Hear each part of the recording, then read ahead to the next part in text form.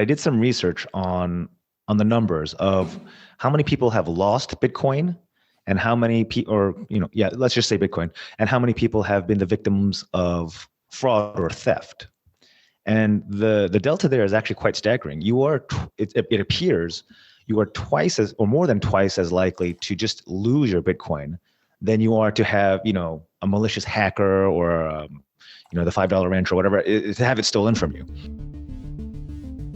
Welcome to the Bitcoin Basics podcast with your hosts, Faris and Gordon from CoinCompass.com, enabling you to safely buy and securely store your Bitcoins. All resources are in the show notes and description, including our disclaimer. Visit BitcoinBasicsPodcast.com to subscribe and discover other free content. Good morning, good afternoon, good evening, everyone, and welcome to another Bitcoin Basics podcast with your host, Gordon. That's me. I'm flying solo today. No Faris, my partner in crime. And before I introduce today's special guest, let's do our proof of recording. The current Bitcoin price, and I'm trying not to get too excited, is $51,490. And the current Bitcoin blockchain height or block number is 671,141. So today I interviewed Anthony S. Park, who is a returning guest, and I will link that episode where we talked about estate planning in the description of the show notes.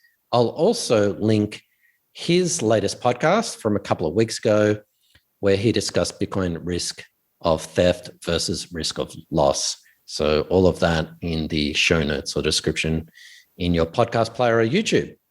Today's podcast episode was really a follow-on from Anthony's initial podcast discussing the likelihood of your Bitcoin being stolen versus the likelihood of your Bitcoin being hacked or from theft or whatnot. And he obviously comes from a legal perspective. I come from a technical perspective, and I think we're on the same page. We may have not agreed with some of the implementation, but hopefully this will give you food for thought in terms of whether, even if you have a small amount of Bitcoin, how is that going to be accounted for in your will, and what are you going to leave for your beneficiaries? So without further ado, here's the interview. If you enjoyed this podcast, please subscribe, like, and share so we can find others like yourself. Okay, so hi, Anthony, for the second time returning guest. I think if you come onto our podcast for 3 times, you get a hat or T-shirt or something. Awesome. Looking forward to it.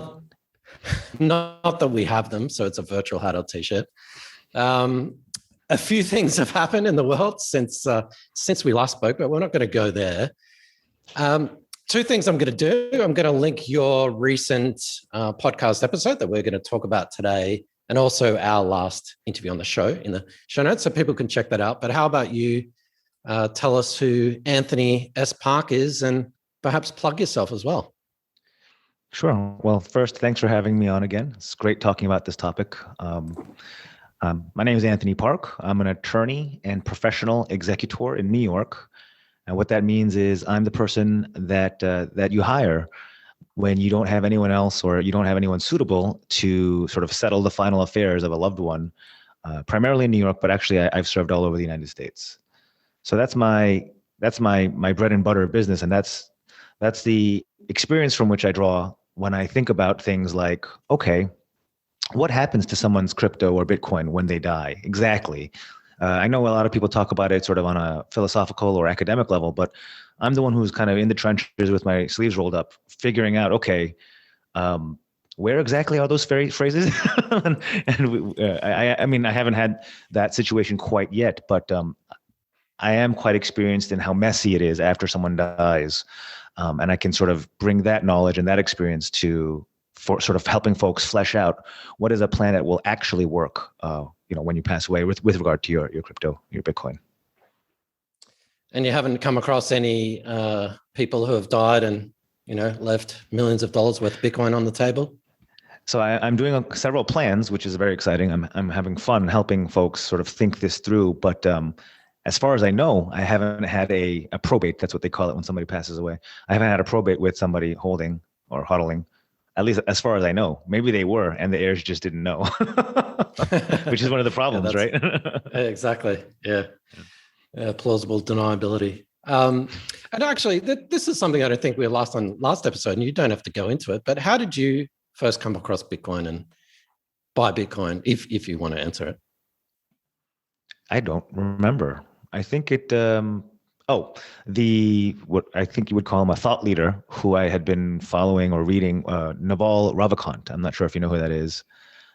He's the founder of AngelList. He's a Silicon Valley angel investor and entrepreneur, but he's also pretty bullish on Bitcoin, both from a financial perspective, but also as a society advancing technology, as it were. And he just made it sound super interesting and super positive. So I think that's when I jumped in. Did you first think it was internet funny money, or you actually thought, no, this is actually something amazing? So because of the way I was introduced, and I think this was on the Tim Ferriss podcast, and a popular US-based podcast, it wasn't introduced as an investment. It was introduced as decentralization first, and later a potential way of profiting or changing the reserve system. But it was really posited to me first, at least again based on my exposure or my experience, about the problem with gatekeepers, and that really resonated with me. Before I thought, oh, I can also make some money off this. Yeah. What did they say? Come for the money and stay for the gains. Stay for something. I don't know. Right. Yeah, I thought it was Second Life, and I'd be able to buy virtual houses and build golf courses and that kind of stuff. But obviously, I was wrong. So the reason why we've got you on, because I listened to an excellent podcast episode you did, I think last week or perhaps the week before, called Bitcoin Theft versus Loss. Do you want to just give us like a really brief synopsis of what you were talking about? Sure. So I did some very high level, just Google, I didn't really dig very deep, but I did some research on the numbers of how many people have lost Bitcoin and how many people, let's just say Bitcoin, and how many people have been the victims of fraud or theft. And the delta there is actually quite staggering. It appears you are twice as, or more than twice as likely to just lose your Bitcoin than you are to have, a malicious hacker or, the $5 wrench or whatever, to have it stolen from you. So there's a couple caveats here. This is, from what I could tell, this data is not bulletproof. A lot of the Bitcoins that are counted as lost could be simply long-term holders, because I believe they're pulling data from the ledger and basically making a guess as to, okay, this thing has not moved in X number of years. Let's add that into the lost pile. So it doesn't seem like it's that accurate, but even if you knock off a certain percentage of that, it does seem like it's way more than theft. That being said, the amount of Bitcoin that has been stolen may in fact be underreported. As in most walks of life, not every crime is necessarily reported and documented. So, there is some fudging of the numbers there, but it does seem pretty clear that you are more likely and probably twice as likely to lose your crypto just by losing your passwords, your seed phrases, et cetera, than you are to be the victim of a hacker or a SIM swap or what have you. Yeah, so I'm just quoting from what you said in the podcast, and I think these numbers are grossly underreported. 1.6 million stolen, 3.7 million lost. That's, I mean, if you round that up, that's 6 million, which, given the circulating supply is just over 18 million at the moment, that's a third. Right. That's a third of all Bitcoin. I think that's actually quite underreported. So I think that's an absolute bare minimum. I won't go into how I lost Bitcoin and had coins on Mt. Gox as well, because I'll be crying. I'm so sorry. due to the price, but that's another story for another day. So what is more likely then? Let's start with this: losing your Bitcoin or having your Bitcoin stolen? So the numbers seem to tell the story that you are more likely to lose just by forgetting your passwords or your seed phrases, depending on how you're set up, or when you die. And maybe you knew where everything was, and you knew you had it etched into your memory, but that doesn't help your heirs. I think the Matthew Mellon is one of those examples. So that's one example. I mean, I think that's the biggest story, but just a lot of that's kind of where I come in. Like, sure, there's the story of how are you going to plan for maintaining, preventing catastrophic life for yourself during your lifetime. But what my expertise, I hope, is able to help folks with is how do you prevent that from happening when you sort of have to transfer to your heirs? Yeah, so don't copy and paste your Bitcoin private keys into a Google Doc or email it to yourself or something like that. So I guess on that, and let's drill down it because your podcast was great. And again, check the links in the show notes because you came up with a lot of problems, but we'll delve into that a little bit more and perhaps come up with some solutions. Sure. But firstly, let's just answer, what does it actually mean to own Bitcoin? So, I'm not really the expert on this area, but I can put a sort of legal lens on it, or at least an estate lens on it. And you kind of have a couple of different ways of thinking about it, because it's doesn't quite fit neatly into any one bucket. I mean, you might think of it as a bank or brokerage account because it is a financial asset, but it doesn't act like that because of the way the financial institutions, or if you're on an exchange, there's a lot of differences. Like, you can't name a beneficiary on your Coinbase or Binance account, whereas you could do that with your bank or brokerage account, and that would solve at least your heirs know that they're inheriting something, but that's just not an option. Similarly, you can't open a trust or executor account with, again, Binance, Kraken, Gemini, any of those exchanges. So your executor can't exactly take over. Your executor will need to know how to transfer the crypto onto essentially his or her own wallet, whether it be a digital paper or hardware, because it's just not an option on any of the exchanges.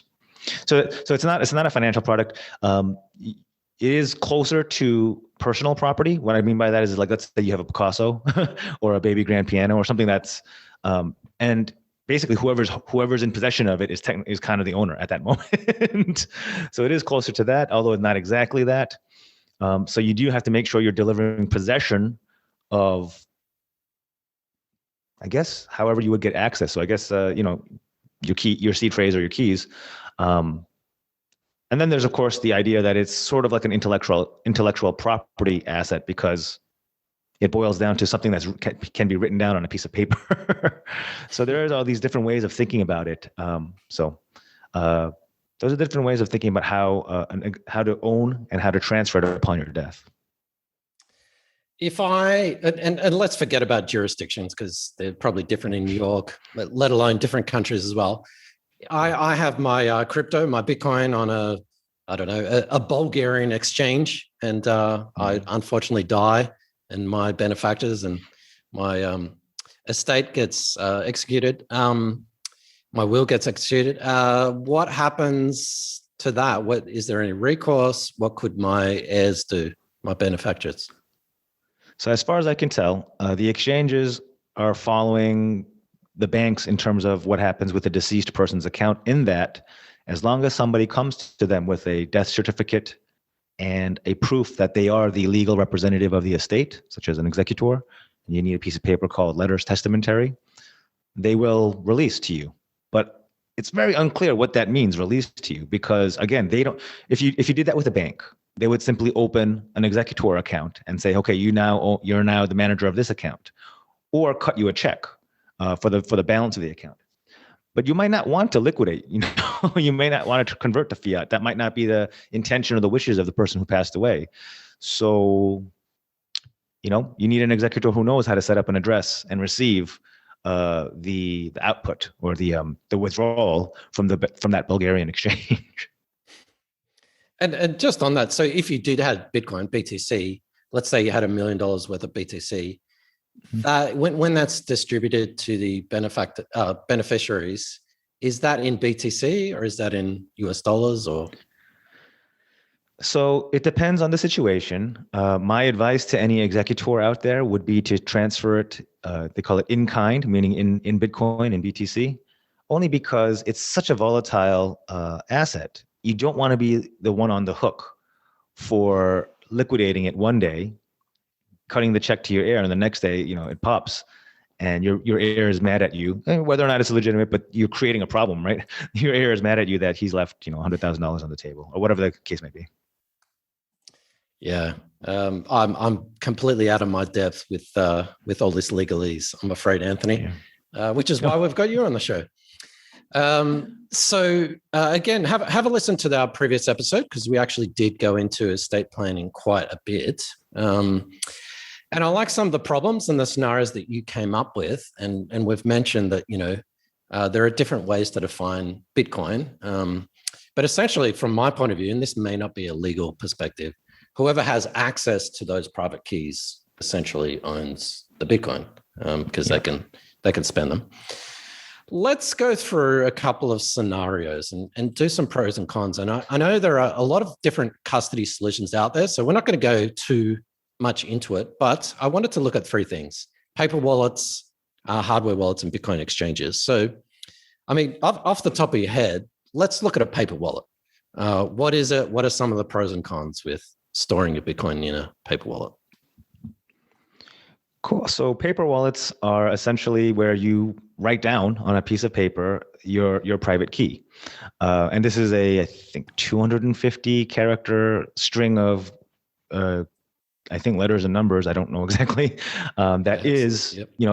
Whoever has that has access to whatever amount of crypto is held in that digital wallet. I shouldn't say digital wallet, in that wallet. So the problems with that, I guess the pros are it's one of the most secure. I mean, as long as you set it up properly, it's supposedly one of the most secure ways of holding your crypto. It's an utterly cold solution. Again, assuming it was generated properly. And it's a little old school. A lot of folks will be more comfortable with knowing that they have this piece of paper that represents, it's almost like a bearer bond. It represents their Bitcoin, right? And it has, sometimes you can print it out with a fancy, it'll look like a stock certificate, and it kind of feels more tangible. I know that doesn't really matter, but psychologically, I think that's going to help a lot of people. Yeah. But the drawbacks are that it's extremely fragile. And, if that paper disintegrates, coffee gets spilled on it and a portion of your key is destroyed, you're kind of out of luck. And it's much harder to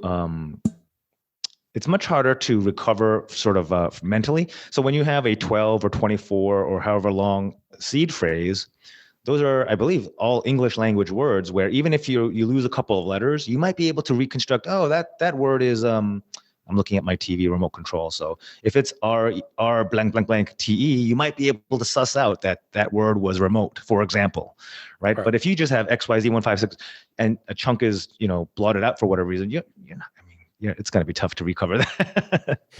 Yeah. So those are the pros and cons of the paper wallet. Yeah. I mean, have I missed anything? I think you're probably a stronger expert in this area. Well, I'm asking the questions, Anthony. Okay. Yeah, no, you're completely right. And there are also things called metal wallets as well, where you can actually imprint the characters, and so they're a little bit more durable. But yeah. So I've always wondered about those. Aren't you giving up your keys when you're asking somebody to etch them? I mean, how does that work?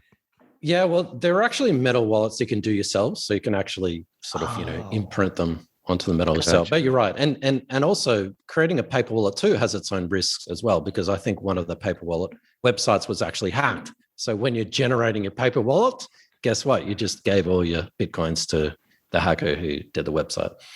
Wow. And if you're really paranoid and, you printed out your paper wallet on a work printer, well, those printers actually have memory and they have hard drives in them. And, someone 5 years later might be able to get into that. But yeah, so Gordon, have you read the Bitcoin billionaires, the Winkle, basically the story of the Winklevosses getting into it?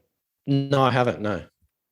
So this is from the book, so this is public information. But so when they set up, they did paper wallets, and they bought fresh printers. They had a fresh laptop that was had never been online.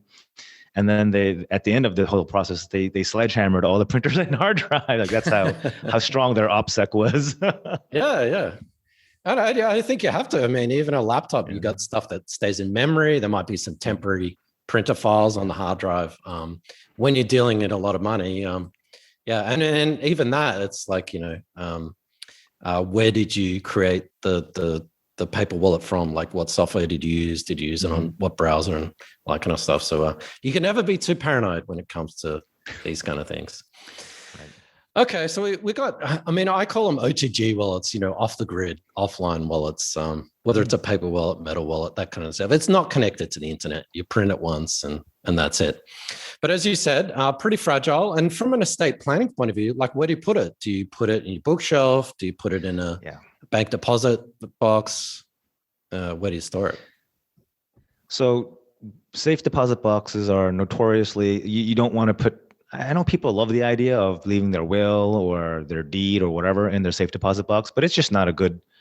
So I open safe deposit boxes after people die, and it's just not a good process. You don't want anything super valuable in there, especially something that's going to, if revealed, could be a huge security hole.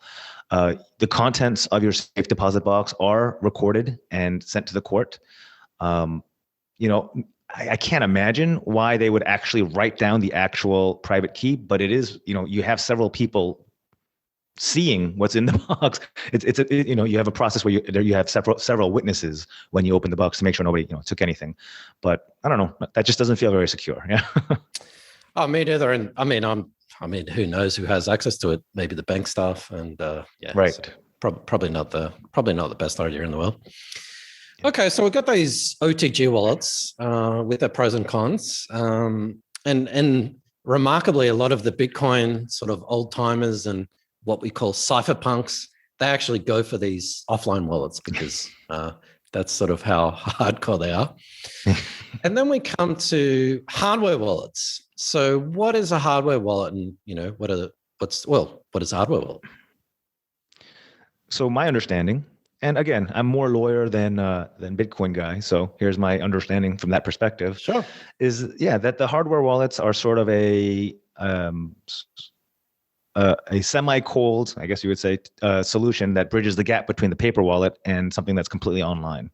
So it's usually a very, very small, super simple device that you plug into your computer or you put online for the limited purpose of transacting. However, my understanding is when it's online, it's never actually revealing your private keys or exposing them to the hot connection, but rather an encrypted version of it. So your keys basically never leave this small device, and it's a super simple device, which in theory makes it less vulnerable to malware or hacking, because I think the computer science notion is that the simpler the operating system and the simpler the device, the fewer points of entry or points of weakness to a potential virus or malware. That's my very high level understanding of what are the what are the technological reasons why you have a hardware wallet. You hit the nail on the head. Complexity is the enemy of security. So that's usually how things work in computer science. And then it makes your life easier, right? You don't have to write down these 250 digits each time you transact. And that's really the main advantage. The pro of a hardware wallet is it's super convenient. So you plug in your hardware wallet into your computer, and as Anthony just said, your private keys don't actually leave the hardware wallet. But one of the main things, it's kind of like a password manager. So a lot of people are familiar with OnePass or LastPass, and they're generating passwords. Well, that's basically what a hardware wallet does. It generates passwords and then it stores them on that device. So even if you're running Windows XP and you're riddled with malware and viruses on your computer, in theory, even putting a hardware device into that computer shouldn't actually affect anything. The reality is that a lot of these devices, I wouldn't say have been hacked, but a lot of these devices over time, even though someone has physical access to your device, I'd pretty much say that would be compromised, in maybe a week or two, or however long it takes perhaps a sophisticated hacker to sort of get at it. But yeah, hardware devices are definitely the way to go. Super convenient. You do sacrifice a bit of security. So we noticed with Ledger recently, their devices are safe. So don't worry, if you've got a Ledger, everything's fine. But their marketing database was actually released to the public. So everyone who bought a Ledger, they've got credit card information, name, address, all that kind of stuff. which is kind of dangerous because people know that, you know, you've received a ledger to perhaps your home address. So, and also another thing is that whenever you're checking your ledger and it's trying to get the latest Bitcoin price or checking your wallet, it is actually phoning home through Ledger's servers. So at the very least, Ledger knows how much Bitcoin you've got. So there is a little bit of a privacy concern about that. But with VPNs and other ways, there are sort of ways to mitigate that. But yeah, definitely a hardware device is super secure and also super convenient. From the estate planning perspective, just to compare and contrast the hardware wallet versus the paper wallet, in order to transfer or gift, let's say, or inherit via paper wallet, your heir needs to somehow get control of where, you know, those private keys, whether it's written on a piece of paper or if it's etched in a metal card, or somehow have that information delivered to them, which is much more difficult with, again, 250 characters, a string of nonsensical characters. But with a hardware wallet, you might be wondering, oh, how do I make sure my heir receives the physical hardware wallet? That's not necessarily required. My understanding is if you are able to figure out a way to deliver your seed phrases to your heirs, they can, even without finding your hardware wallet, reconstruct your or transfer the contents of your hardware wallet to a new device. They, they'll have to buy a new ledger. Hopefully they're smart enough to buy a new one and not buy a used one off eBay or something, right? But as long as we've set it up through the estate plan, a way to get those seed phrases to the heirs or to the executor, there is a mechanism to, figure it out. And again, these are plain language English words, a little bit more easy to work with than, again, a 250 character string of nonsense. Yeah. And it would probably be several. I mean, you should probably have several paper wallets, not just all your Bitcoin in one. Yeah, well, that would probably be a bad idea. Yeah, so that's a really good point, Anthony. So it's kind of like having an ATM card and your PIN. Yeah. So your ATM card is kind of like your hardware wallet. So just because someone has your ATM card doesn't necessarily mean that it can clean you out. They also need your PIN as well. And we actually suggest, for example, that people set up a separate password for their hardware wallet. It's called like a 25th seed. So in the worst case possible, someone actually gets your 24 words. So let's say your hardware wallet got lost, got stolen, or for whatever reason, no one can find it. Someone, as Anthony said, could actually take the 24 words and reconstruct them or restore them onto a brand new hardware wallet and recover it that way. But what happens if someone gets those 24 words? You've left them in your bookshelf, or you've left them lying around, or you quite foolishly, which you shouldn't do, take a screenshot or take a photo of it and upload it to your iCloud or your Dropbox. So on those devices, all of them, you can actually set up a 25th word, which is password. So PSA for that. So I'm going to push back on that a little bit. I've been looking at the 25th word. So this is where I find it really, it's subjective, but there's a delicate balance between the need for security and increasing the complexity, and therefore increasing the chances that your executor or your heirs will just never figure it out. And we've already put up a situation where they need to figure out these 24 words, which is difficult. I mean, I'm not sure how what the plan is to deliver those to your executor or heir. But if you add on top of that the additional twist that they also need this passphrase, you're potentially creating more risk of catastrophic loss. But I'm not sure how much risk of theft you're reducing it by. Does that make sense? Sure. Yep. Yeah. It depends. Yeah. Yeah. I mean, this whole episode is, it depends, right? How much money you got, how tech savvy you are, how much, whatever. No, that's a really good point. And at the end of the day is, how do you deliver this, whether it's 24 words, whether it's a long private key, whatever, or accounts on an exchange, how do you deliver that to your executor, or how is that in your will? So at the end of the day, that's kind of where we totally agree. Yeah. Okay. And our third, but really good point about that. Our third point is, our third, I guess, way to stop Bitcoin is exchanges. So a Bitcoin exchange, it could be a completely regulated exchange like Coinbase in the US. It could be our Bulgarian exchange. Pros and cons of storing your Bitcoin on exchanges, Anthony. So the pros are it's a much more for new entrants to the cryptocurrency world. It's a much more familiar interface. You have an app, you have a website. You feel like there's an institution there backing up everything you're doing. Like in terms of your Coinbase account or your Binance account, you can recover your password if you lost it. It's all very familiar. The pros, if you die and your crypto is on an exchange, at least a US exchange. I haven't looked at Bulgarian exchanges in particular, but at least with the US ones, yes, there is a process where if your executor shows up with the proper documentation, death certificate, letters of testamentary, they will transact with your executor. Again, I don't know exactly what that means, if they'll cash it out and pay you cash or deliver your crypto to you in kind, but there is a process. It will not disappear into the ether. The cons are that being on exchange, you mentioned Mt. Gox earlier. You just kind of never know. You are putting all your coins in somebody else's basket and hoping that their security is better than what you would do, and you're hoping that they're legit and not just Ponziing it up, basically. And then, of course, philosophically, I mean, the whole decentralized philosophy behind this is to not be on an exchange to not be relying on gatekeepers. So there is that in terms of what you're fighting for with your Bitcoin or what your thought process is.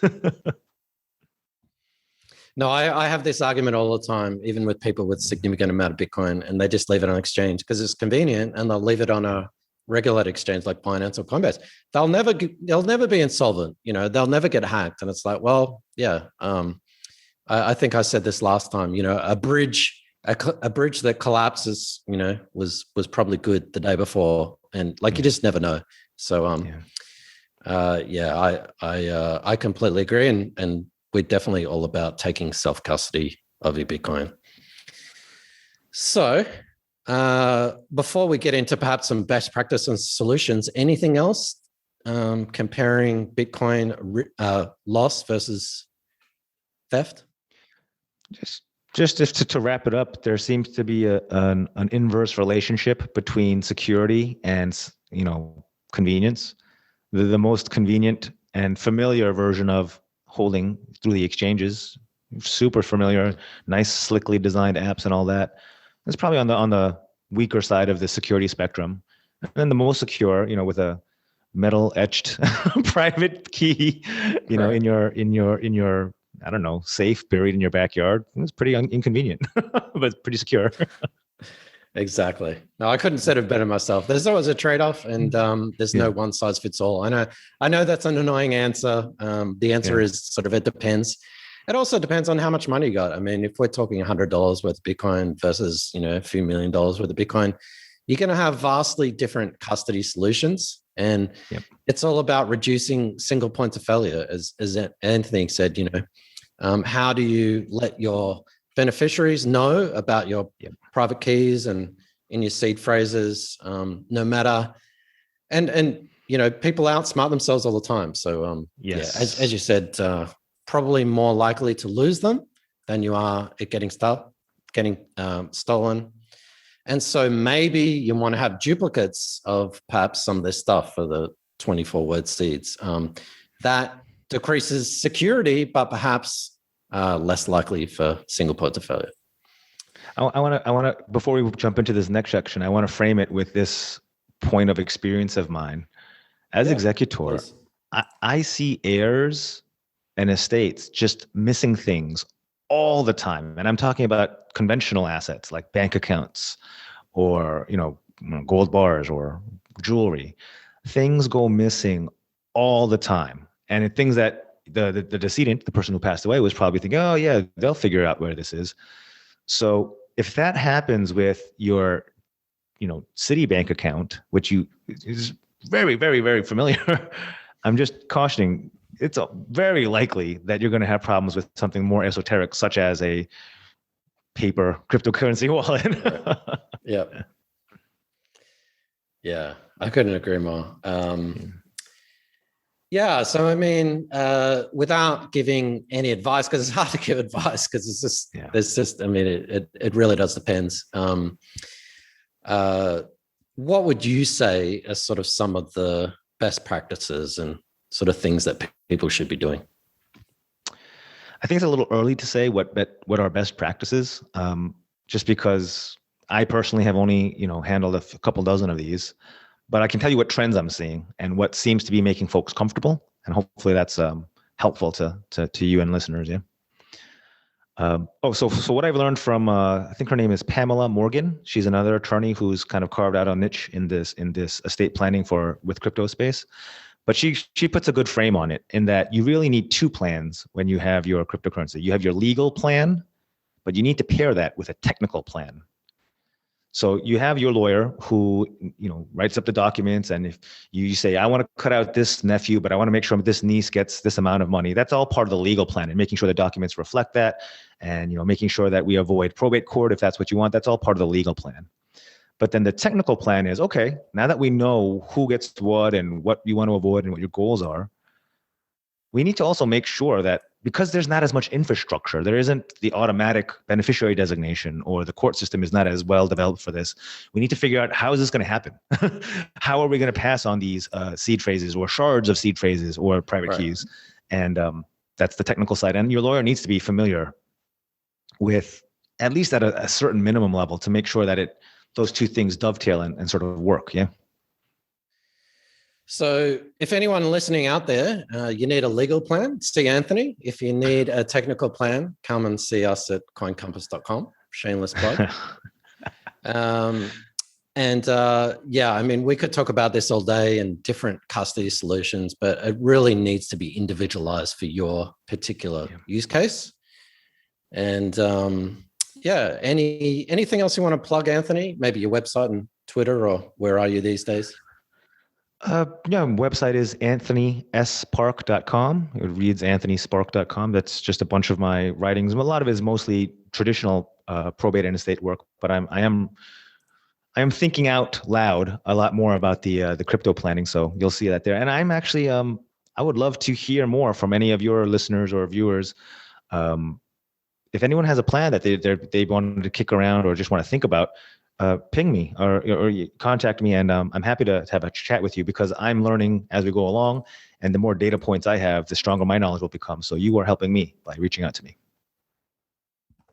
Fantastic. Well, thanks again, Anthony, for your time, and hopefully we've put a few fires under some rear ends to people who really haven't been thinking about their estate planning. Have got a significant, or even if you've got a little amount of Bitcoin, $100 today could be worth a lot more in 5 years' time. So never too late to get started. Sure. Well, thanks again, Anthony. And we will have that cap or t-shirt ready for you next episode. Thanks for having me, Gordon. Thanks, Anthony. Cheers. Thanks for watching or listening. Please visit coincompass.com/free to register to our socials and discover other free content. Subscribing, liking, and following helps this content remain ad-free. Until next time.